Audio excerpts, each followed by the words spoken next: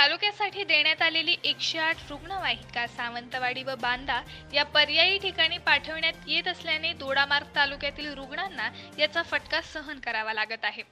यामुळे यावर प्रशासनाने तात्काळ योग्य ती कारवाई करून हक्काची रुग्णवाहिका उपलब्ध करून द्या अशी मागणी आज येथील ग्रामस्थांच्या वतीने सामाजिक कार्यकर्ते आणि दोडामार्ग विकास मंच आनंद तळणकर यांनी केली। याबाबत त्यांनी आज रुग्णालयाचे वैद्यकीय अधिकारी ज्ञानेश्वर येवाळे यांना निवेदन दिले। तात्काळ याबाबत योग्य तो पाठपुरावा करण्यात यावा, अन्यथा जनतेच्या रोषाला प्रशासनाला सामोरे जावे लागेल असा इशारा त्यांनी यावेळी दिला आहे। यावेळी दीपक देसाई, अनिल बिडिये, आप्पा गवस, अर्जुन गवस, सूर्या नाईक, संतोष बोडेकर, जीवन सावंत आदी उपस्थित होते।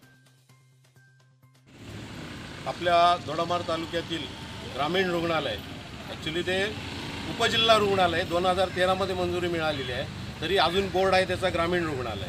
आणि आज दोडामार्गमध्ये जी ॲम्ब्युलन्स, दोडामार्गची ॲम्ब्युलन्स, स्वतः ॲम्ब्युलन्स ठेवलेली आहे दोडामार्गसाठी 108। आणि आज 1 महिना झाला आहे, सावंतवाडीतला डॉक्टर नाही आहे किंवा बांद्यातला डॉक्टर नाही आहे, म्हणून आपली जी ॲम्ब्युलन्स आहे ती त्या बांद्याला किंवा सावंतवाडीला पाठवतात आणि त्याच्यामुळे आपल्या दोडामार्ग तालुक्यातील रुग्णाचे हाल होत आहेत। एखादा एमर्जन्सी पेशंट असेल तर त्याला 3-3, 4-4 तास वाट बघावी लागते ॲम्ब्युलन्ससाठी आणि ॲम्ब्युलन्स उपलब्ध नसल्या कारणाने जर तो पेशंट जर दगावला गेला तर त्याची जबाबदारी पूर्ण प्रशासनाची राहील।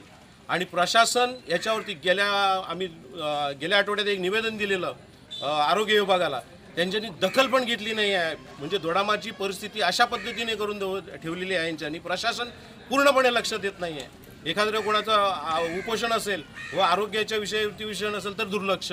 आज ॲम्ब्युलन्सची अशी परिस्थिती आहे, मग दोडामार्ग तालुक्याला यांनी नेऊन ठेवायचं तरी कुठे ठेवलं आहे यांच्यानी। आणि आज परिस्थिती बघितली तर हॉस्पिटल पूर्ण भरगच्च भरलेलं आहे, रुग्ण पूर्ण ॲडमिट जाऊन हॉस्पिटलमध्ये आहेत। आणि एखाद्या वेळी असा जर पेशंट दोडामार्गमध्ये जर जगावला तर त्याची जबाबदारी पूर्ण प्रशासनाची राहील।